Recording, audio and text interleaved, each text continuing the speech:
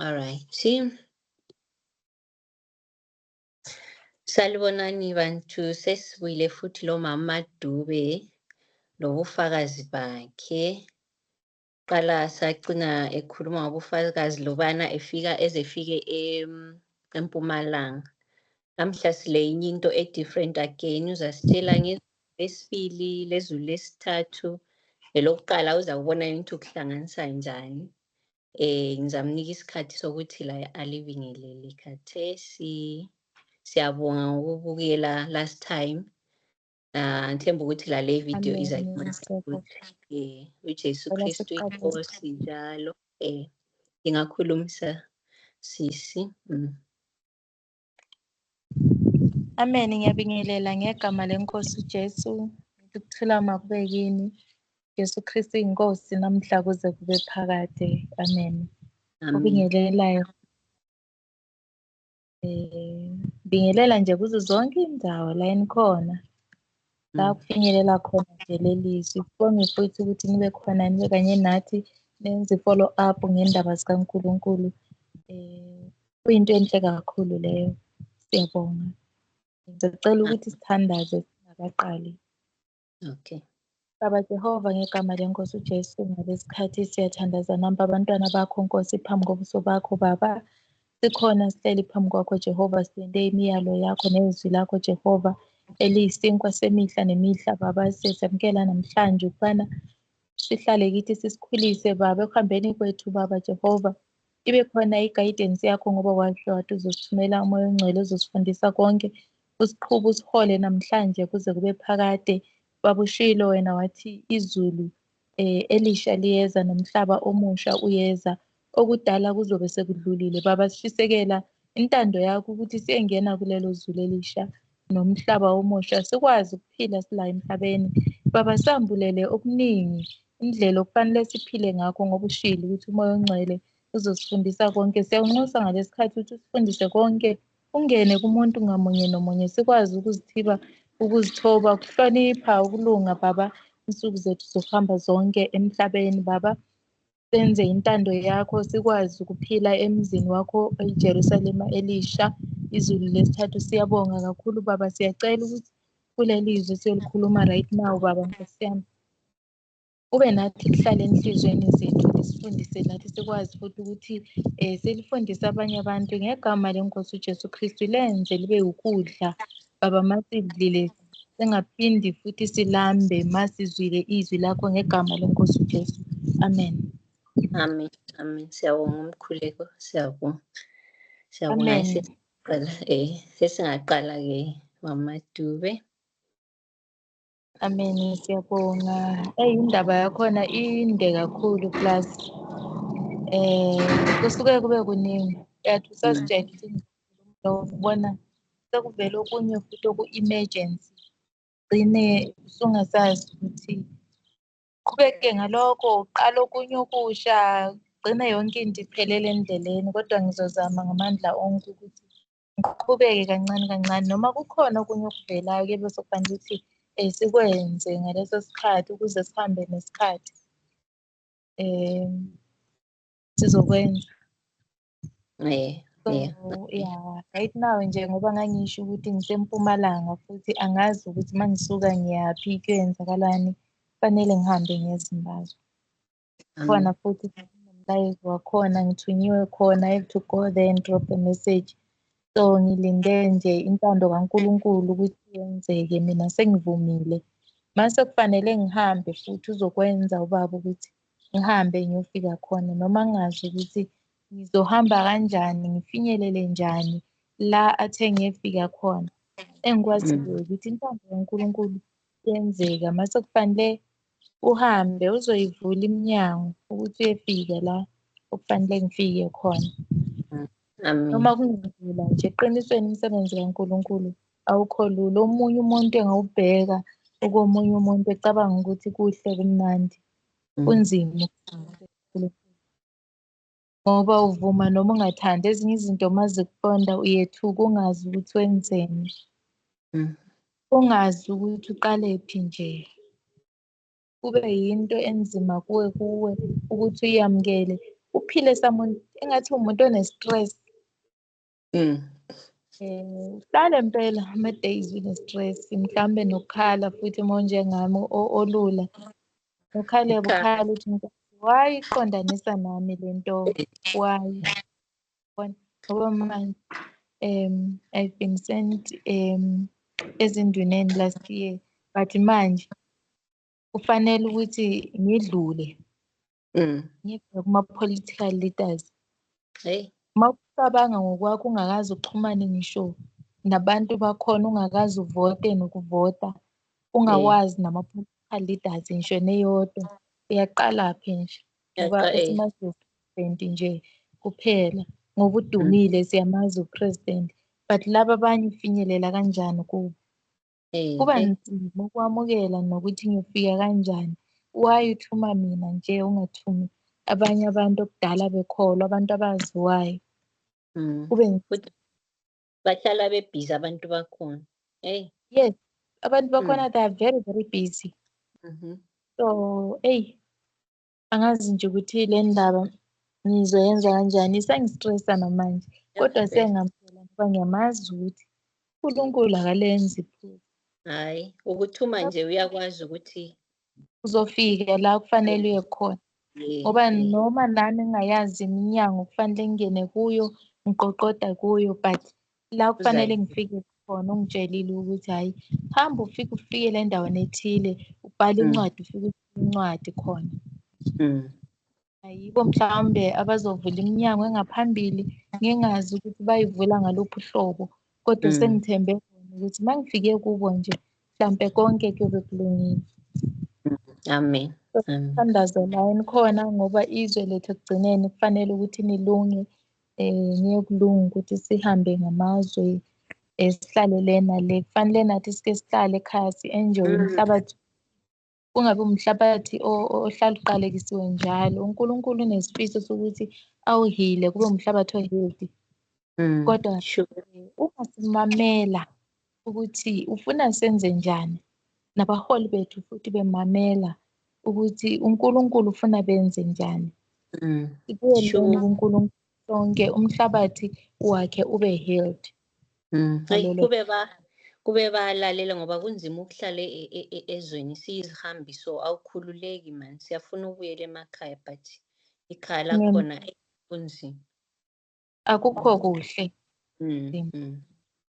So ngegama leNkosi uJesu sobe silokhu sixhumana futhi sikhuluma ukuthi kwenzakalani. Uma ama-leaders sengivumele ngoba kwamanje kufanele ngihambe ngiyodiliva le ncwadi kuma-leaders.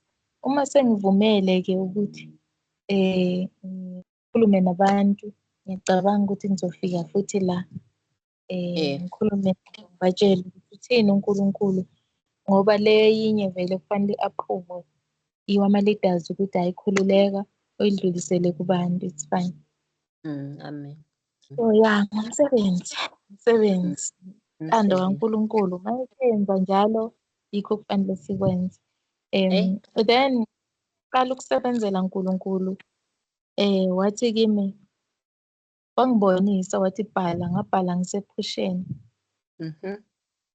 Thi ithopiki isho ukuthi uyaphi umuntu uma efa. Amen. Ngayibhala leyo topic ngathi uyaphi umuntu uma efa, then wasengitshela ubaba ukuthi bhala ukuthi umuntu uma ephuma emzimbeni uya kwelinye izwe leli yileli bizwa kuthiwa izulu lesibili. Izulu lesibili awukwazi ukulibona ngamehlo, awukwazi ukulibona usezweni lemvelo. So umuntu naye uyasuka ezweni lemvelo, emzimbeni wemvelo, emzimbeni kamoya, ezweni likamoya. Uma selapho kuthiwa izulu lesibili, umzimba wakhe uyabulokhu ufana nalo mzimba esikuwo thina la emhlabeni. Umahluko yilowo nje ukuthi osemzimbeni wenyama akakwazi ukubona umuntu osemzimbeni kamoya. Osemzimbeni kamoya uyabe ecabanga konke okwakusenzeka sasemhlabeni, yonke into ebisenzeka sasemhlabeni uyakwazi ukuyicabanga. So sithi isoul, iyaphuma isoul isoul or ispirit, Yeah. isoul engaphakathi kwethu. Yebo, isoul. Siyabonga. Then uma eselapho-ke akakwazi ukubuyela emhlabeni njengoba sisho thina sithi kukhona amadlozi. Akakwazi umuntu oseshonile ukubuyela emhlabeni. Uyabe khona le ezulwini lesibili elinde ilanga lokwahlulelwa ngoba ukuhamba kwethu emhlabeni siyizoni, sonile thina. Kufanele ukuthi sithethelelwe samukele uJesu. Uma sesamukela uJesu siyangcweliswa ngoba uJesu ungcwele futhi usuke kuNkulunkulu. So uNkulunkulu wavumela uJesu ukuthi ebuye la emhlabeni ezofa bese kuzuzwa thina. Amen.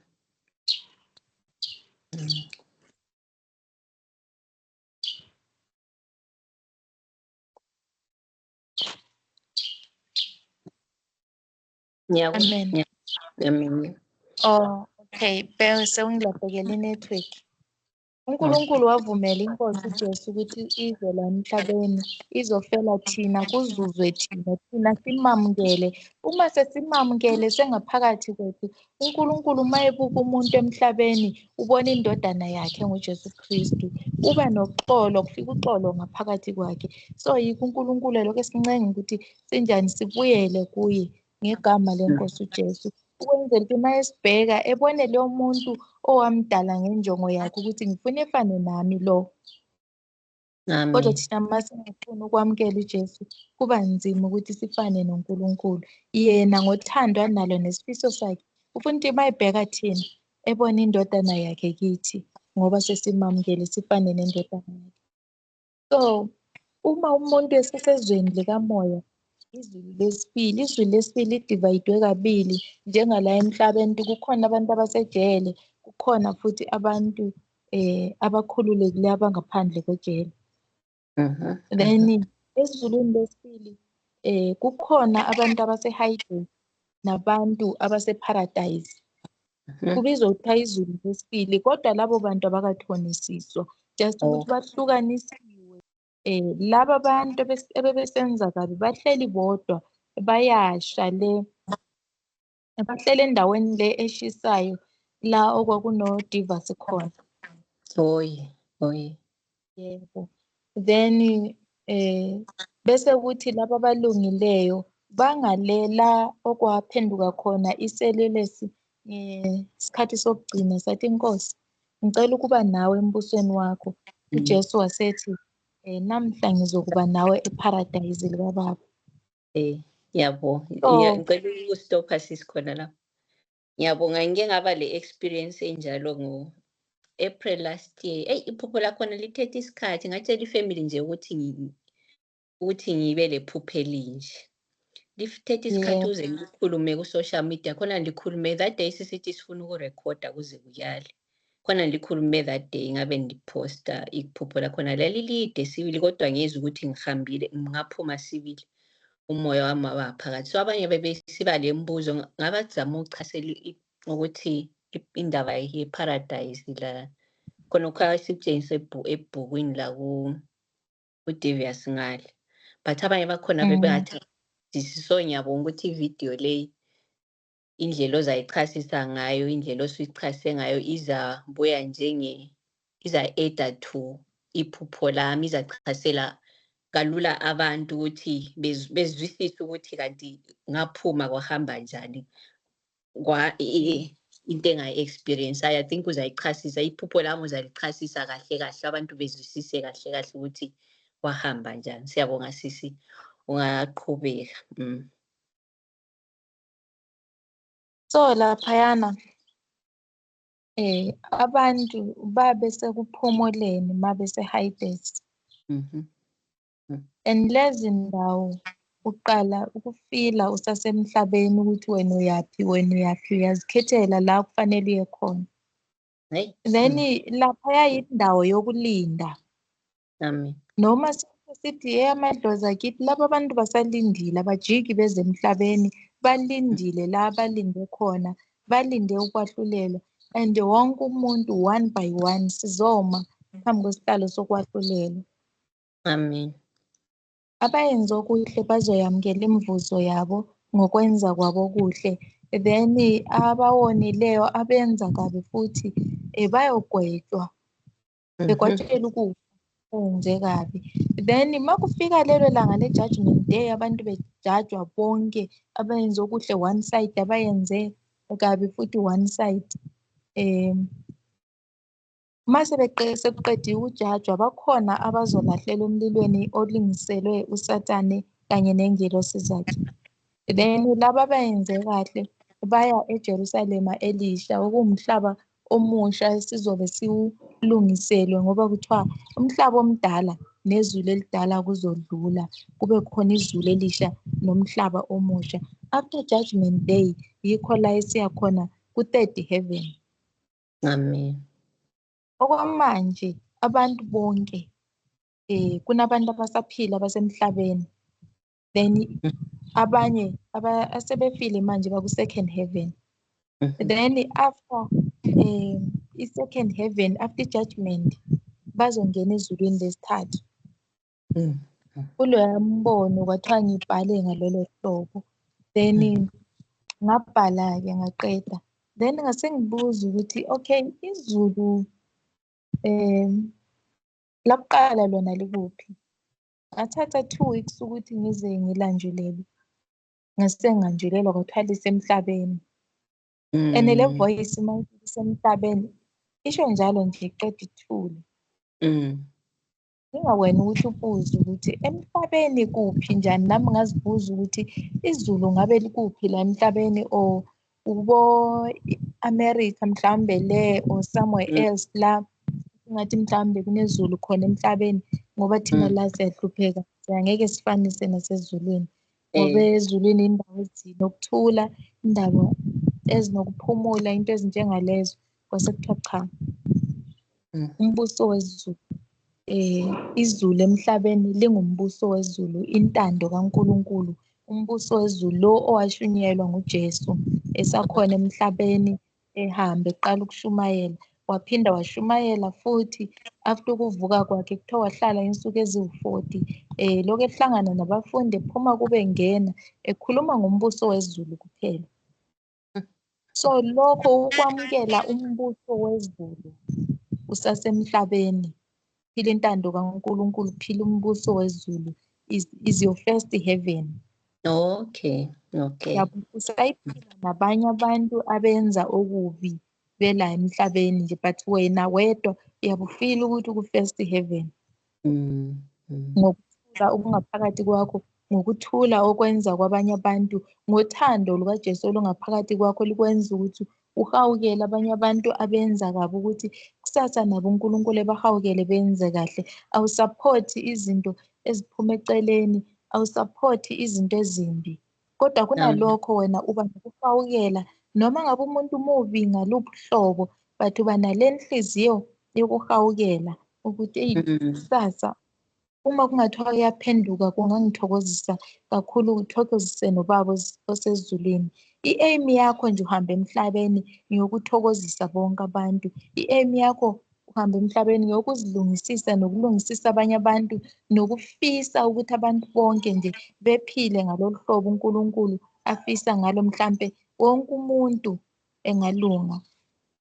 Amen. Nokuthanda nje uNkulunkulu ngenhliziyo yakho yonke. So izulu lokuqala la amandla wonke, so kumele sizilungiselele sisasela, ngoba ngangale wethuna akusela. Ungakhutha izulu lokuqala ula, which means elesi-2 awuliboni, uyalibona but awuliboni. So ukukhetha uJesu njengenkosi yomsindiso yilizulu lokuqala, uphilisane kahle nabantu, uphila intando nje kaNkulunkulu yilizulu lokuqala. Kunendlela yokuphila uNkulunkulu afuna siphile ngayo sisemhlabeni.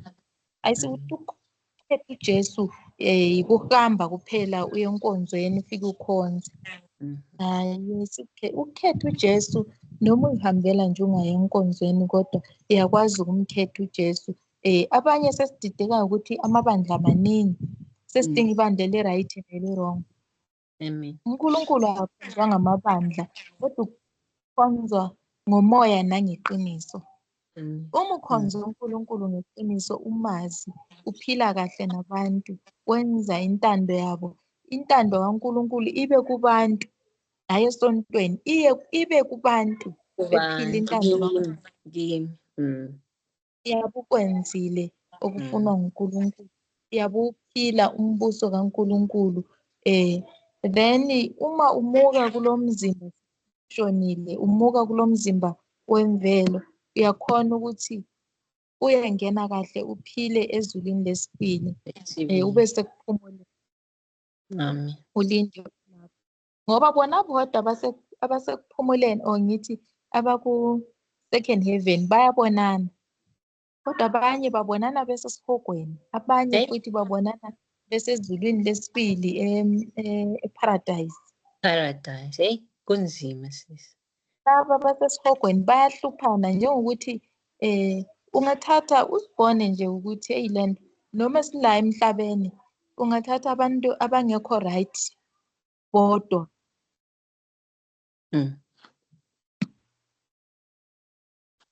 Yabo, yazwakala. Yazwakala. Abe sengilahlekile. Okay. Ungathatha abantu izoni kuphela, abantu abasejele or abadiserve ukuthi behlale ejele, abangadiserve ukuhlala kumphakathi ubafake ejele. Laba abantu abaphilisani kahle, bayahlukumezana bebodwa, noma ungabanikeza imiyalo ukuthi beyilungisise bephile kahle, kodwa bona vele ngenxa yokuthi banjalo bayahlukumezana bebodwa. So laphana sisi usunike impendulo, kusho ukuthi mina ngiphuma umzimba wami ngiwuzwa, because ngabona ukuthi ngisegedini ngapha kusayidini lami leli, ngezwe ukuthi ngabona ilahle lichisa, malibona lalikhathana ilahle libhebhayo so elingumlilo, ngani likhathana so left side yami ngizwa ukuchisa so, but ngathi ngidlula khona engathi ngiyadlula eside yakhona ngizwa ukuchisa kusayidi le left i-right hand, ngabona ukuthi la amagedi ezulu, because indawo yakhona yayinhle imhlophe sibili kukhanya. Ngafika ngaguqa khwaphana phansi, angingenanga. I think ingilosi yayikhona lapho yangitshela yathi awufanelanga ukuba la, yangitshela izinto ukuthi why ingafanelanga ukuthi ngoba ngayingancedi abantu abanjani abahluphekileyo. Beyingabakhulekeli, beyingabancedi nje, ngakwazi ukuthi ngangibanceda but not ngenhliziyo ngakho konke kwami. So wathiwa awufanelanga ukuba la. So isikhathi engangisiphiwe ngisokuthi buyela phansi uye bakhulekela, because akusela sikhathi sokuthi uzabanceda, uzabanika ukudla, uzabenzani. Ngabe ngibuyela futhi umzimba wami phansi, ngafika ngaguqa phansi erumini. Instead ukuthi ngikhuleke sisi, sengikhohliwe ukuthi ngikhuleke, sengicabanga okunye into zomhlaba nje ukuthi ziyateka over ingqondo, awuselandaba. Ilizwi lela lafika lathi usuyenzile into engithe uyenze. Ngabe ngikhula ngicabanga ukuthi mana ngikhuleke, ngabe ngikhuleka. Singiqeda ukukhuleka zabuya ingilosi zangithatha futhi sabuyela. Sithe sibuyela on our way there, ngangihlabela sikhule, ngabona the saints were singing. I think ibo laba bese-paradise, angazi.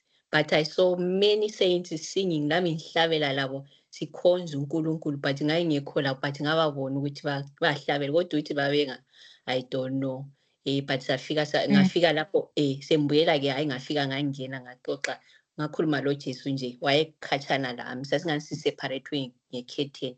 Waphonga ukuthi ngathi baba, ngathi baba, because ngangifuna ukumbuza something about someone who was close to me. Ngapho ngithi baba, waphonga ukuthi baby, uthando lwangikhona engaluzwayo sisi, angisambuzanga ukuthi ngangifuna ukuthi ngoba uthando engaluzwayo ekhuluma lami, ngezwe uthando, ngakhala, ngathi ngakhala vele angisambuza lo ukuthi ngawufuzwa ngothando engaluzwayo. So usungichazele khonapho ukuthi uthando sisi, ivoice nje isithi yes baby, njengomntwana, njengobaba or umama esithi yes baby emntwaneni wakhe. Ngezwe ukuthi umuntu lothando lo ngalozwa sisi uthando olukhulunywa eBhayibhelini ukuthi God is love. Kuthiwa God is love.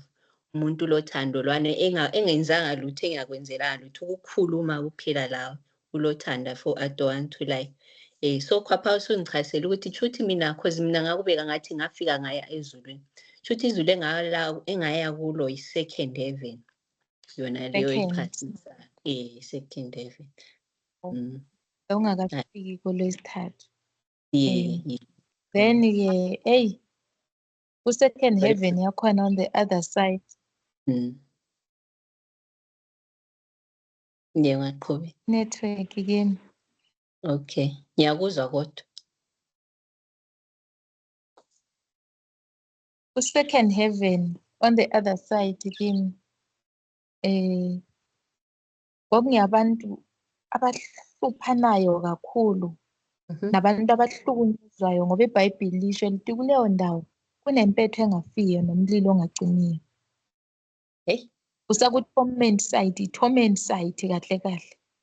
Indawo yokujeziswa ukuthi uyabulo ukujeza kodwa ulindile singakafiki isigwebo sakho se-real sabe singakafiki. Yabe kukuhlukunyezwa. Isigwebo sakho se-real sabe singakafiki.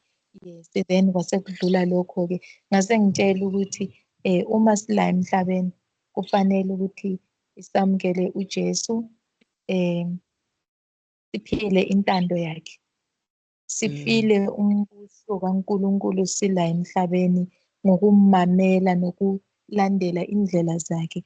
Mina-ke ngafundiswa okunye ngangingeniswa kikho, ngifundiswa ukuthi ngenze kanjani ukuthi ngimamele uNkulunkulu ngoba ngangingamameli kakhulu. Like yabona ekuxoleni into engayifundisa kuqala kakhulu ukuxolisa nokuxolela. Ukuxolela. Uyazi manje uma ungathi Maduka evuma izono zakho or ngithi ngicela uvume izono zakho uzozivuma fast ngenza kanje ngayenza kanje. Izinje uqede unethemba lokuthi masukukhiphile uzoxolela. But mangithi bakhona na abakonayo bakucabange uzwa ukuthi ukhale akukho lula kubuhlungu ucabanga abantu abakonileyo and kulabo bantu ufuna i-justice njengami ngangifuna i-justice kuloya muntu ayengone kakhulu ngangifisa ukuthi ngabe uyajeziswa. Ajeziswe impela ngibona ukuthi ujezile khona umoya wami uzokhululeka. Yikho singabantu esikudinga lokho ukuthi kube khona isijeziso esithile esizobona ngaso ukuthi yabona lo muntu ngempela uyajeza manje. So uNkulunkulu akakufuni lokho wangifundisa-ke mina ukuthi uqala ngokuxola. Uxolele bonke abakonileyo before uxolise ezakho izono. Akuqale wena uxolele laba abakonileyo. Baxolele bonke bafunele i-peace enhlizweni yakho, bafunele uxolo enhlizweni yakho futhi ube sure ukuthi uxolile. Awumfiseli okubi, ufisa okuhle kuphela empilweni yakhe. Enjalo ekwenze kubi, kungakhathalekile ukuthi yini ayenzileyo embi kuwe. Kodwa xola ngoba yikho okufunwa nguNkulunkulu. Amen. Ngoba lento akwenza yona wayethenjwe uSathane. Abantu bonke ngabakaNkulunkulu. Umuntu owenza okubi kumuntu uthenjwe uSathane. Umkhohlisile ukuthi efeze intando yakhe. Then mase ifezile intando kaSathane loyo muntu, wena ongathandi ukufeza intando kaSathane, awubi ne-peace ngaphakathi kwakho. uSathane ungena ngaleyo ndlela ukuthi uzwe ubuhlungu, ungabi ne-peace, ufisa ukuziphindiselela. And ngesikhathi uphindisela, yiso isikhathi uSathane akuthola ngaso. Yikho vele afuna ukuthi ukwenze uphindisele. Asihlukaneni ne-justice. Khona uNkulunkulu ezulwini, ummeli wethu aphinde abe ujaji. Okwamanje usasengummeli kodwa mase besengale kokufa uyabe seyijaji. Uyajaja ngeqiniso. Omunye nomunye uzomjaja ngokwemisebenzi yakhe. Wena hlukana nokuthi bakwenzeni. then unake lokho okonileyo, uxolele abakwenza okubi, bese unaka lokho okwenzileyo wena ukulungisise, uxolise, uhambe ngobungcwele phambi kaNkulunkulu, uthandeke phambi kaNkulunkulu, unikele ngomzimba wakho, lo mzimba unikele ngawo uphila, uphilile, ube yiphunga elihle kuNkulunkulu. Amen. So yikho kufanele sikwenze ukuthi samukeleke kahle kuNkulunkulu. Amen. Amen. Sinikele nje ngenhliziyo yethu yonke nangomoya wethu wonke ukwenzela ukuthi sithole ukusindiswa. But thina uma sifuna ukuziphindiselela siyenze intando kaNkulunkulu. NgokaNkulunkulu kuphela ukuphindisela. Kufanele sikufake engqondweni ukuthi yebo basenzile okubi, kodwa uNkulunkulu ukhona, yena ujaja ngokuqinisa. Uyabe bheka imisebenzi yakho, ethi bheka imisebenzi yakho ukuthi wena bewusenzeni. Ujeziswe ngendlela futhi ekufaneleyo njengoba kwenzeka ekuqaleni ngesikhathi kuwona ubaba omkhulu u-Adamu no-Eve nenyoka. Wabajezisa omunye nomunye, wamjezisa ngokwemisebenzi yakhe, according to imisebenzi yakhe, wamnikeza isigwebo esifanele imisebenzi yakhe. U-Adamu wajezisela ukuthi akammamelanga uNkulunkulu, uphiwe umlayo but akammamelanga uNkulunkulu. Kwathiwa wena uzojuluka udle izithukuthuku zakho, udle ethulini lomhlabathi, waxoshwa ensimini ayekuyo. Yazi ukuthi ma inkazimulo kaNkulunkulu isuka kumuntu, kukhona okwehlayo kuwo. Ngoba u-Adamu babeke Edeni, esewonile phambi kaNkulunkulu wasuswa kule nsimu. Kuba khona uNkulunkulu akuthathayo. Then u-Eve wajeziselwa lokhu ukuthi ukhohlise indoda yakhe. Badla isithelo. Wajeziswa kabuhlungu ukuthi uzazala kabuhlungu, udle izithukuthuku siyakubona ngathi kungcono ngoba lima wenzeni usebenze, but umkelo akusinto yakudala. Buhlungu angeke ufanise nanoma wuphi umsebenzi okuthiwa ubuhlungu emhlabeni okufaniswa nomkelo. Umkelo engadinga ukuthi ufanise nawuphi umkhuhlane okuthiwa nawo umkelo. Unzima, ibuhlungu. Then kunyoka, wena uzohamba ngesisu impilo yakho yonke. Yabona umkelo Yesu ubuhlungu, kodwa uyakhona ukudlula maybe in 1 day or 2 days, 3 days lapho uyakwazi. But uhamba ngesisu impilo yakho yonke. Uyabona ukuthi isigwebo sakhona sikhulu ukudlula esomfazi. Esomfazi ukwedlula esendoda. Yona yayiphapha. Yebo. So nathi sizojeziswa ngalolo hlobo ukuthi wena wenzeni, hhayi ubani ukwenzeni, ngoba babenama-reason ukuthi inyoka engikhohlisileyo Nkosi, but wathi ngibhekana nomsebenzi wakho wathi ngumfazi ongikhohlisileyo Nkosi, but wathi ngibhekana nomsebenzi wakho Adamu, wamjezisa njengoba enjalo. So nathi kukhona ukuwoniwa, siwonwa ngabantu abathunjwe uSathane, nathi bese sisenza njengoba benzile. Asingayigcwalisi intando kaSathane, kodwa asifezeni intando kaNkulunkulu. Ukuhamba kwethu kube ukuhamba ngokulunga ekwenzeni kwethu konke. Amen. uNkulunkulu sithanda sinjalo kuko konke nje. Qala kwensindiso ukuthi wena usindise ebubeni bakho ukubenza, singakakhulumi ngobubi ukuthi ikuphi la isone khona, senzeni thina. Asikakhulumi ngakho lokho, kodwa yamukela uJesu namhlanje abe yinkosi yempilo yakho, umsindisi wempilo yakho, futhi ube close ngale ndlela yokuthi you are too close to inkosi yakho, awuvumi ukuhlukana nayo.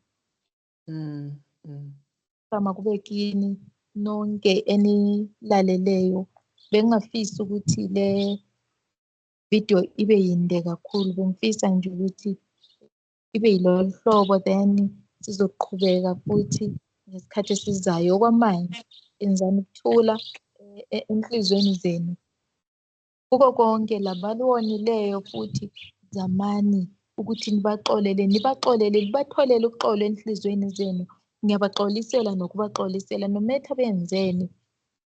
Mangabe futhi uyathanda ukuxhumana nami silungise leyo ndaba, uhluleke ukuxola, mawufuna ukuxola kodwa uhluleke, ungakhona ukuthi ungithole nasenambeni yami 068 715 722 inamba Amen. yami leyo. Thola ku-WhatsApp, singakhona ukuthi sixoxe sibone ukuthi sisizana njani kulokho.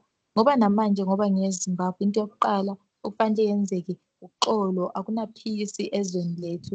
Asikwazi ukuqhubeka silungisa izwe noma akhona ama-leaders ethu noma thina singaphansi kwama-leader athile singahloniphani, singenaxolo. Futhi into eyenza ukuthi singahloniphani ukuthi akukho xolo. I-leader uma ibheka abantu bayo ibona abantu abadelelayo nje, abantu abangamhloniphiyo, abantu ahluleka ukuba ruler, abantu abangalawulekiyo, abantu abangakwazi ukukhala kuye, abantu abambona nje njengomuntu ongadeserve ukulida. Ubona kanjalo bese ehluleka ukuthi enakekele izidingo zabantu bekhona emhlabeni, zabantu abaphiweyo abangaphansi kwesandla sakhe. Bese futhi nawo futhi ama-leaders awabukeki kahle emehlweni abantu, awabukeki kahle. Ayadeserve ukuthi ehambe ayoxolisa kubantu la awone khona, athole ukuthi awone kuphi, elandelele abantu, ezwe izikhalo zabantu ukuthi yini abayenzileyo eyenza ukuthi bengabahloniphi kanje, eyenza ukuthi benga-appreciate ukuthi bangama-leaders yini leyo. Nabantu futhi nabo bekwazi ukuzehlisa, behloniphe ukuthi lo muntu akamthandi sesihlalweni ngoba akamthandi, bangenisane nge-favor or ukutheni. Engakubheki lokho, into okufanele uyibheke ukuthi i-leader ngaleso sikhathi vele kufanele ukuthi sibakhothamele. Amen. I know Amakhosi ethu siwanikwe uNkulunkulu ngiyobafakela phana. kunjalo. Ukuthi ngenhliziyo esinazo nobuhlungu esesikuzwile akuvumi ukuthi ngabe siyabaxolela or sibabiza ngama-leaders indlela esibabona ngakhona thina, kodwa sibatholeleni uxolo enhlizweni zethu. Sibabize ngobaba, ubani bani, ubaba ukhansela, ubaba upresident, or ubaba ubani bani, ngoba lokho bukhosi abanabo babuphiwe nguNkulunkulu. Baningi kakhulu abantu abahlakaniphileyo futhi abangakwazi ukuphatha abantu, kodwa ngenxa yokuthi uNkulunkulu akakuphanga bona, ukuphe yena, kufanele bube laphaya. Asikuhlonipheni lokho. Nabo futhi bekwazi ukuthi bebuyele ebantwaneni babo bayocela uxolo ukuthi siyaxolisa la esawona khona kulokhu nalokhu, siyazehlisa, sakheni isizwe sonke. Amen. Okokuqala nje kufuneka i-peace ezweni ngoba impi yethu noma singazama ukuyilungisa ngamavoti, sizama ukuyilungisa ngokukhuluma or ukutshintsha umbuso, akukho lula ngaleyo ndlela ngoba lento le i-in spirit, ku-spirit kudingeka ukuxolelwana first, kuyikhona kuzolungiswa umhlabathi welizwe ngoba okokuqala nje umhlabathi wonakele, ilendi yiyo kufanele ukuthi healthy, ilendi. Kube ne-unity, peace kubantu. Kuyikhona kuzoqala ukulungiswa ezinye izinto. Angikakhulumi-ke ngokuziphatha kwabantu ngaphansi kwamakhosi ukuthi sone kuphi, ngoba emehlweni kaNkulunkulu sengingene kwenye i-topic nje la, sengidlule kwenye ngoba ngiyazi ukuthi le intsha ikhona manje, kufanele ukuthi ngabe siyakhuluma emehlweni kaNkulunkulu, emehlweni abantu abasiledayo basibona singabantu babo, si-right, nathi sibona besihlonipha amakhosi ethu, mhlawumbe ngithi izinduna nezinkosi. Siyabahlonipha nabo bayasihlonipha, siphathane kahle emakhaya la sihleli khona, siphethwe khona. Angikaze bekhale ukuthi induna yakithi yenze lokhu or kutheni. Induna ziphathana kahle, zinomoya omuhle, zinesandla esihle ebantwini, siphethene kahle nje, asisoli lutho namakhosi ethu endabuko. Kodwa emehlweni kaNkulunkulu isizwe sakhe sonakele, imizi yakhe ephethwe yilawo makhosi endabuko yonakele emehlweni kaNkulunkulu. Thina siwonakele, asiphathananga kahle namakhosi ethu, asenzi kahle, but bona bakunakile and leyo nto ibonakala ingathi sijwayelekile, into e-right, asisaziboni noma siwona, sibona yonke into isinormal. Nabo futhi abakunakile lokho, hayi ukuthi abakubona ukuthi ku-wrong. Abakunakile, abana-solution ukuthi le nto le singayisolva kanjani. I-solution yakhona ingaba yini? Kufanele sihlale phansi silungise kanye nesizwe senkosi leyo ndaba leyo. Amakhosi ethu asiphethe silungise indaba yemizi yethu ukuthi siyiphatha njani, siziphatha njani ngaphansi kwabo, bona basiphatha njani. Yini okufanele ilungise, uNkulunkulu ayibona i-wrong thina sibe sibona yonke into i-normal i-right nje emhlabeni, i-right ngezweni. Thina sibona konke ku-right, but uNkulunkulu yena uthi ngiyabona baphethe isizwe esonakeleyo. Sonakele isizwe lesi abasiphetheyo, noma bona bethi besibukile ngamehlo enyama besibone se-right, but kimi ngibona isizwe esonakeleyo.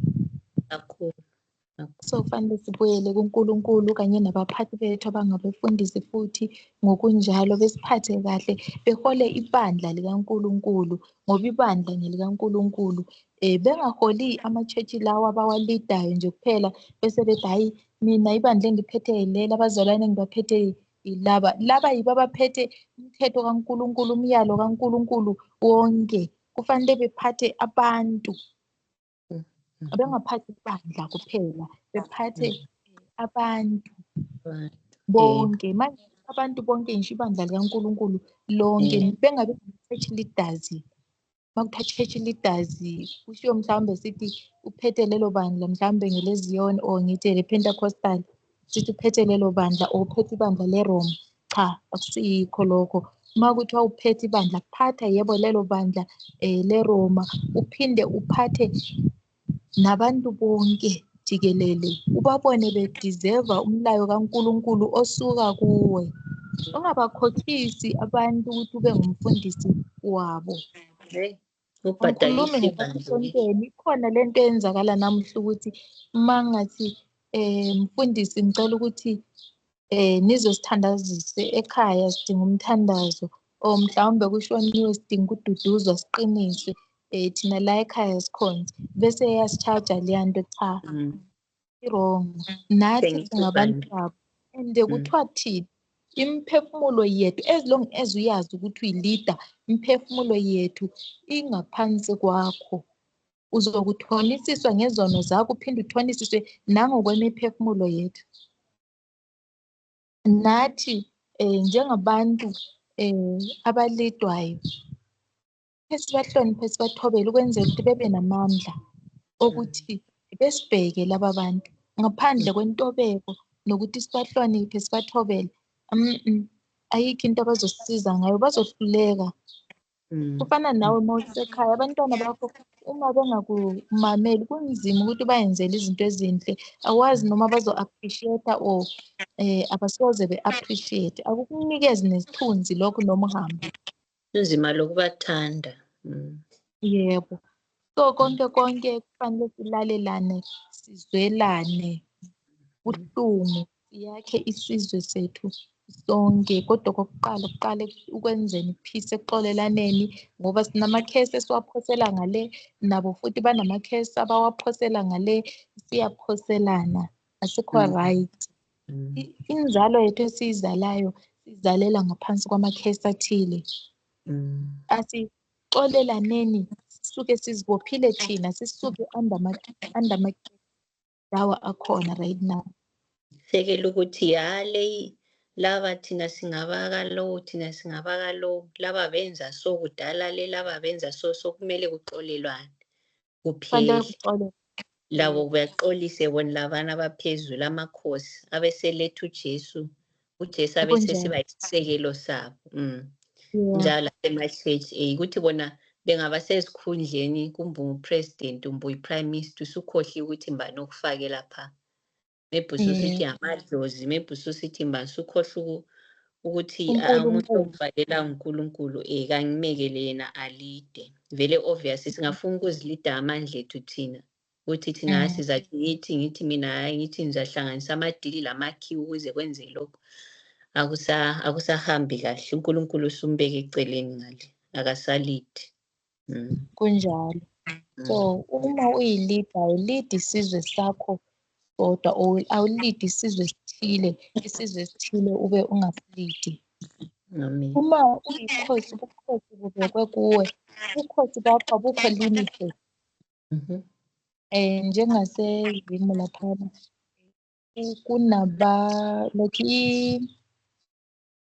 abantu abaningi ngamashona, bese Yeah. kuze Bele namakhalanga, angazi ukuthi ibaphi abaningi, uMandebele namakhalanga. Bese kuba khona amaXhosa nani nani, zonke lezi zizwe ezikhona laphayana. Sibuswa yilo mbuso osibusayo right now. But uma uphiwe lento yokuba yi-leader, ngenxa yokuthi uphiwe lento yokuphatha abantu, yokuhawukela abantu, ngisho noma ngabe kuthiwa khona okwenzakalayo ezweni elingumakhelwane mhlawumbe koBotswana, angeke kube nendaba ukuthi abaTswana bekho ezweni lami lana, but kunabaTswana abahlukumezayo lapha. Uba nalento ye-leading, lento yobukhokheli yokuthi uphethe abantu, uba nalento yozwelo, into ephisi ngaphakathi kwakho ekuthumayo ukuthi yenze iphisi laphayana. I-leadership efunwa uNkulunkulu ukuthi ungalidi ngoba basezweni lakho kuphela, but leader ngisho noma beseceleni kwakho. Ungalidi ibandla ngoba ukhonza kilo, nebandla eliphethwe ngomunye umfundisi lilide, iba yilida, abantu bebona ilight kuwe njengomfundisi waleli bandla, abantu bebona i-good leadership kuwe njenge-president wekelinye izwe mhlawumbe, abantu bebona i-good leadership kuwe njengekhansela elikomakhelwane, omakhelwane bebona ilight kuwe nge-leadership onayo wena. Swenza ukuchaza ukuthi ungalidi ilizwe oliphetheyo kuphela, noma ngithi isizwe osiphetheyo kuphela. Siyazi ukuthi endaweni zethu lezi ezincane mhlambe under ama-councillors, into ezinjengalezo, uyathola ukuthi kunamaNdebele namakhalanga njengakithi le ngoba sisePlumtree, kunamaNdebele namakhalanga. Ubheke ukuthi hayi laba bantu ngibaphatha njani, laba ngibaphatha njani ngoba akukho right. Uma uyi-leadership, uyi-leader, ubheka wonke umuntu, awubheki ukona komuntu nani, uphatha nje njengenduna ukuthi izinduna zibheke ukuthi lo ukhulumani, lo wenzani, lo u-under ini, ukhonzaphi, ayinandaba nakho konke lokho. I-leadership yakhe ngokubheka wonke umuntu, nabo bonke abantu futhi mabakhothame. Ungakhothameli ubaba okuzalayo kuphela, nalowo wakomakhelwane naye ngubaba, unazo ingane, umkhothamele ubaba naye ngoba elingana noyihlo. Nawe mawungubaba futhi banake bonke abantwana labo bazalana bakamakhelwane, nabo ngabantwana. Ungasuke usiyabashela ukuthi akubonakala ngathi sekukhulakhulile. Mntanakho fila lento ukuthi umntana kamakhelwane ngumntana wami, ufanele ukuthi ngimnakekele ngendlela efanayo. Yilo lelo thando nomusa okufunwa uNkulunkulu kubantu ukuthi sikwenze. Asizameni ngamandla wonke ukuphila intando kaNkulunkulu, kwenzela ukuthi konke kupheleliswe ngosuku lokuphela, ngoba isikhathi sokugcina uthe isikhathi sesifikile, isikhathi sokugcina ivangeli yokushunyayelwa nje lishunyayelwe yonke indawo noma yikuphi. Yikho ubona ukuthi uNkulunkulu manje usekwenza ukuthi amavangeli belishunyayelwa senkonzweni kuphela. Manje nakumedia likhona Everywhere. nasezindaweni obungacabanga ukuthi ungangena kukhulunywe ngevangeli, uyangena kukhulunywe ngevangeli ngenxa yokuthi isikhathi siphelile, ukubuya kwenkosi kusondele. Kufanele manje ukuthi ngabe abantu bayaphenduka bebuyele kuNkulunkulu, bezuzwe bengabaphilayo, be-right emoyeni. Ngegama leNkosi uJesu. Uma singaxolelwana kuhile ilendi kuqala, ayikho into esingayifuna kupresident, ngoba siyakwazi ukulima, sidle, sisuthe, nengane zethu siphile, sidumise uNkulunkulu nje kuphela. Kunjalo. Yini esingayifuna ku-government or ini? Kuncane lokhu nalokhuya. But manje siyadiphenda kakhulu ngoba umhlabathi wethu noma singawulima awuvezi izilimo ezihlakaniphileyo ezingakwazi ukusondla umnyaka wonke. Akulazulu sisa, akulazulu at all. Akulazulu. Kubi uzokuthatha siphuma emasimini asiphuma ngalutho, sinamajodo wodwa. Akukho umuntu ongathi unyaka wonke. Yabona? So lokho kudinga ukuthi sibuyele kuNkulunkulu, sikhale kuye. asizwele sixolise izenzo zethu ngoba nathi nje sibabi, ngoba ngishilo ukuthi kuphela amakhosi ethu aphethe abantu abawonakeleyo. Mhm. Kwelilanga sokhuluma ngokonakala kwethu ukuthi siwonakale kanjani, sisuke njani esandleni. Amen. Why kuthiwa siwonakele? iNkulunkulu into ayisolayo kithi yini? Ukwenzela ukuthi omunye nomunye azibone ukona kwakhe, abuyele kuNkulunkulu, aphendukele kuNkulunkulu. Mhm. Hey, Ngiyagama sonile Nkosi uJesu. sure, sonile ngendlela esithuka ngakhona ama-leaders, yena upresident ingasatshuthi ama-leaders because sifocuse kwi-president, indlela abantu abamthuka ngakhona bemthethisa ngalokhuya konke nje uyamangala, bathethisa wonke ama-leaders really, even though lalo Hey, ANC usaphethe oZuma kathesi ngoba uRamaphosa abantu nje sibathethisa ama-leaders, ungaze kube ngowe-America ngwanga abantu nje sikhuluma into esisifunayo ngo-leadership yethu. yazi Ohlakele. kunjalo.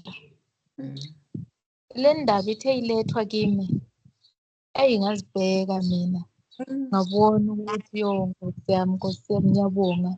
Umoya wakho oyingcwele wawuqinisile ukuthi umoya ongcwele uzosifundisa konke. Amen. Ukuthi ngazi ukuthi inhlonipho ibaluleke kangaka ukuthi kufanele sihloniphe labantu esingabaziyo. Ukuthi akangazi mina but mina ngiyamazi. Esingenandaba but uthi laba bantu ngabami. Okwamanje baphethe ubukhosi lobo ababuphetheyo ngoba isipho lesi sobukhosi siphezu kwabo, ngibaphile sona. Akekho umuntu ongalida ngingamphanga lokho. Amen. So bengakwazi ukuthi inhlonipho ibaluleke ngaleyo ndlela, ukuthi kufanele sibahloniphe ngaleyo ndlela, to the point ukuthi kufanele simbize ngokuthi ubaba. Ubaba, Ubaba umongameli, ubani, ubaba ukhansila, ubani, owami ukhansila uMpofu, ubaba ukhansela uMpofu, bengakwazi. So simele sithi ubaba uMnangagwa, kuqakathekile ukufunda. Ubaba umongameli. Ubaba uMnangagwa, kunzima. Hayi. Bengakwazi uNkulunkulu ibalulekisa ngaleyo ndlela, but umoya ongcwele ungifundisile ukuthi abantu abadala bayahlonipha. Umuntu ophiwe leyo position uyahlonitshwa. Even abefundisi, thina besisihloniphela bethu kuphela. Besingakwazi kubaluleke ngaleyo ndlela ukuthi nomfundisi wa-next door, nomfundisi nguphi, as long as engumfundisi, umkhothamele, umhloniphe, umnikeze inhlonipho le edingekayo. Bengakwazi ukuthi kuku-will of God ukuthi sibahloniphe ngaleyo ndlela. Amen. Noma umazi wena ubona ngathi izenzo zakhe zimbi, akafanelanga ukuba umfundisi, kambe akayideserve leyo nhlonipho, ngenxa yokuthi uhleli kulesiya sihlalo, mhloniphe noma ngabe uyamazela lezo zinto azenzayo mhlawumbe ozaziyo. Mhloniphele lokhu ukuthi ngubaba umfundisi. Noma ungabe umthole etshontshe esenza okubi, aze ngibone ubaba umfundisi etshontshe esenza into embi laphayana. Usasengubaba noma ungabe umbone esenza okubi, but usasengubaba ngoba uhleli kulesiya sihlalo. Usengubaba noma ngabe umholi onjani, but ngibone esenza izinto ezimbi. Yes, ukwenzile, but still usasengubaba. Mawuthi baba uyisele endaweni yakhe. Hayi, linzima iqiniso langkhona. Linzima but siyasiphonga ukwenza izinto sikhuluma singakwazi ukuthi zidiphu ngaleyo ndlela. Yazi sizokuthi bayahlanya. Sure. Ukukhuluma phela ngeke sikusize, but kufanele ukuthi siresponde, sigxile. Sithi hayi bayahlanya lo Ngabantu bakaNkulunkulu abahlonishwa nguNkulunkulu okufanele sibahloniphe, but thina sibakhulume kabi. Ngicela ukufunda incwadi eyi-1 sivale lana ukuthi ngathi ngayivula vele. AmaHebheru 13 evesini lika-17 ithi, lalelani abaniholayo, nibathobele ngokuba balinda imiphefumulo yenu, njengabazakulandiswa ngayo, ukuze bakwenze lokhu ngokujabula, bangabubuli, ngokuba lokhu akunakunisiza. So sibathobele abasiholayo, sibathobele ngoba balinda imiphefumulo yethu, ngoba bazokukhonisiswa ngayo imiphefumulo yethu. So kufanele sibathobele, sibahloniphe, sibalalele futhi amen, ukuze lokho abakwenzayo ukuhola kwabo bekwenze ngokujabula, bengangabazi, bengabubuli, bengabi nokuzisola, bengabi nokukhathazeka, bengabi nokuthi siyabayenzela but ababongi, aba-appreciate. amen. Hey, Moya Ongcwele usisize. Ayi, besingakwazi. Amen. Uthi siyawona kangaka. Amen. Besingakwazi. Hey, so le ndaba ukuthi vele ebiseduzane le yama-leaders ngoba uMoya Ongcwele ubuthile ukuthi lokho sakhuluma lawe kunika ama-messages for but sesitshaye sadlula safika la kuma-leaders. Kodwa-ke ayikhulumanga kakhulu-ke yona, i-deep Hayi, kakhulu. idiphu phela idiphu. So ngizoyikhuluma mase kufanele ukuthi ngiyidilive ngoba kwamanje kufanele ngihambe ngamahemhemu ngoba ikhona eqondane nabo kuphela bebodwa ukuthi bona kufanele bebe njani kubantu bakaNkulunkulu. Hayi, ngiyayizwa ukuthi ayiphelelanga, ikhona sibili khona esabameleleyo bona eqondane labo, but hayi lokhu esengikuzwile so far kuyabakhuza wona lathi kuyasikhuza futhi wena lokho Yebo, khona unale. yebo. Hayi, So siyabonga sisi. So labana ngicela ubisele emuva kubo ezulwini lesithule liyani. yebo. Uthe labana abase-Hydes lalaba abase Paradise, so babebonana ukuthi lwana ubaba mengafa ngiyabe ngibona ukuthi ufe waye esihogweni, ngiyabe ngibona so ihlobo ziyabe zibonana ukuthi hey lo akasaphumelelanga wafika nga kahle nje. hey, Kodwa uma usasemhlabeni awukhona ukubabona abangale ukuthi bona bakuphi njengamanje. Nawe mase usemzimbeni kamoya yabe ukwazi ukubona ukuthi hey nangiyani ubani, njengoba kwakusenzeka nje uLazaro embhekile uDivasi ukuthi nangiyani uDivasi Lazarus ecela ithonsi lamanzi. Yebo, kuyashisa le masingadlali ngensindiso. uNkulunkulu uzile emhlabeni ukuzosilanda thina. Esenzela lokhu ukuthi asifele, mase sifele aphinde futhi wayenyuka wayezulwini. Wathi uzothumela uMoya Ongcwele ukuthi uhlale nathi ukusifundisa ukuthi senze njani. Konke uhlala usifundisa njalo ngoba siyahluleka thina ukugcina umyalo kaNkulunkulu. Amen. Then uNkulunkulu waletha indodana yakhe ukuthi izosifundisa yona mathupha. Uthe sehamba futhi uJesu wathi anginishiyi nodwa, ngishiya nomduduzi onguMoya Ongcwele ozokunifundisa konke. Simamukele uJesu ukwenzela ukuthi sikwazi ukuzwa uMoya Ongcwele mawukhuluma. Simamukele uJesu ukwenzela ukuthi ubaba mayesezulwini ebheka umuntu ebona indodana yakhe kumuntu, ngoba masimamukela thina siyavuma ukuthi uJesu Kristu uyinkosi. The time simvuma uJesu uyatshaleka ngaphakathi kwethu, sesinaye, sihamba naye, singabazi futhi. Khona phila kwethu hlwe kanye noKristu. Nombona endaweni ezinzima kangaka kufanele singene kuzo. Asesabe ukuyangena lapha ngenxa yani kaKristu. Into eyisabayo ukusaba ukuthi ngimncane kangaka. Why kuthunywa mina? Bekhona abantu abadala okufanele ngabe bayaya. Bekhona abantu abaclose abakhona kulezo ndawo abangakhona ukubonana bemamelana. Wesinye ungumuntu wesifazane bazongithatha kanjani? Umndeni wami wona uthini? Engikhule nabo ke bona abaclose nami abathini? Sometimes into le ayenza isense mani ukuthi why vele abantu bangithatha njengomuntu ophilileyo engqondweni. Ucabange labo bonke othatha labo WhatsApp uthi kanti bathi injani sure. Hayi. Uphinde futhi ufisa ukuyigodla le message. Uze ukuthi ayigodle iyasinda, iyashisa, kufanele ukuthi uyidelive. So, uma usunaye uJesu ungena noma yikuphi la okuvalwe khona, noma yikuphi uyangena. Hayi ngokuthanda kwakho, hayi ngokuthanda kwami. Ngoba ngokuthanda kwami angeke kwenzeke. Ngoba uthini omunye nomunye ngimuphe isipho ngesilinganiso sokukholwa ukuthi mina ngifune yenzeni. Kufanele senze intando kaNkulunkulu, sisebenzele uNkulunkulu, singayenzi ukuthanda kwethu, singayenzi izinto ngendlela yethu ukuthi ngoba mina ngicabanga ukuthi konakele kufanele ukuthi ngizihambise ngiyongena lapha. Akungeneki lapha, akungeneki futhi akuhambeki. Angeke uvele usuku landa abantu abangakwaziyo nje, uhamba abantu abungazi ukuthi yini okumele uyenze. But ngenxa yakhe uJesu Kristu uma sengaphakathi kuye usumamukela, awusasabi.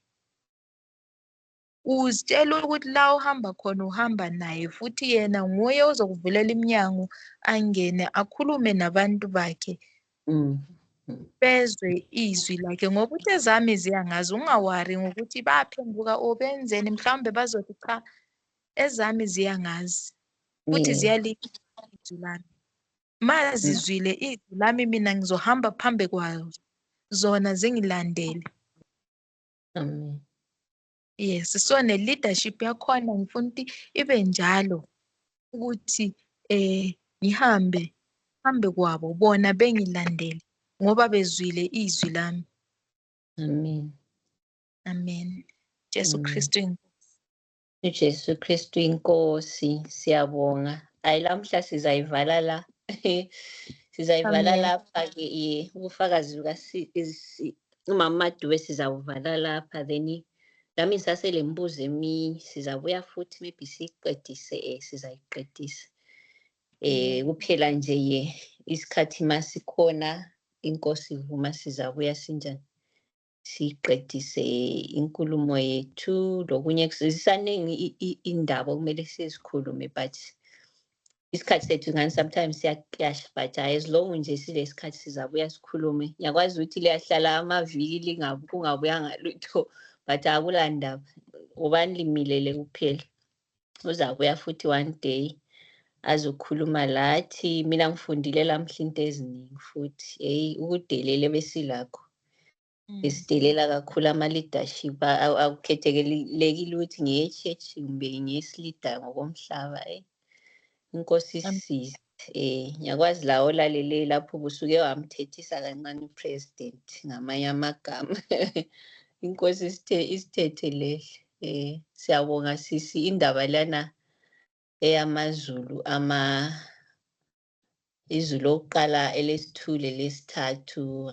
Hayi ngisasele mbuzo lapha, but hayi sizabuya siqedise futhi. Siyabonga indlebe zenu. uJesu Kristu inkosi. Siyabuye sihlangane futhi. Amen. Jesu Kristu Jesu Kristu inkosi. khona. Ngicela nje ukuthi sikhulekele i-Africa, peace e-Africa. Amen. uNkulunkulu ukhuluma kimi uthi sikhulekele i-peace e-Africa ngoba abantu bexoshwa emazweni, bexoshwa e-South Africa nje. Sikhulekele ukuthi abantu uma bephuma behamba besiya emazweni abo, South Africa isale inokuthula iyodwa, ngoba uma singayikhulekelanga izovukelana yona yodwa. Bakhona futhi masifika le emazweni la esiphuma sibuyela kuwo awakithi, sizofika sivukelana futhi masingakukhulekelanga, ngoba ngumoya okhona lo e-Afrika, umoya wokuvukelana okhona. Kodwa sikhulekeleni ukuthula, noma uba khona lowo moya kodwa kube ne-peace ngaphakathi. Amen. Amen. Bengike ngabona ku-status sakho ubhala ukuthi inkosi ethi asibuyele emakhaya. Omunye umuntu sengathi hayi siyadlala. Akulanto enjalo.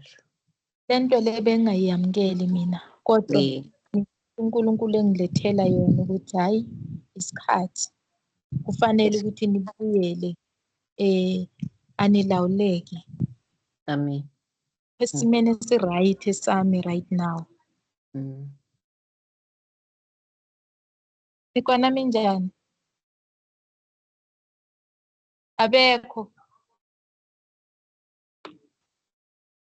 Xolisa Bathanda. That's Elwane uyabingelela. okay. Okay. So, lento le angiyamukelanga kahle, bengayamukeli futhi kahle. Kodwa uthe ekhuluma umoya ongcwele kimi, yathi kufanele ukuthi kwenzeke futhi isikhathi sokuthi sibuyele emakhaya. Yebo, singasola lokho nalokhuyana, kodwa-ke isikhathi sokuthi sibuyele emakhaya. Nami nginje angizilungiselelanga, angikaqoqi ukuthi ngihamba, but isikhathi wasesho ukuthi nabo futhi abantu bayafila ukuthi is the time yokuthi sibuyele ekhaya siyelungisa, singaphansi kwamakhosi, siyawadinga amakhosi manje, kufanele sibe ngaphansi kwamakhosi. Amen.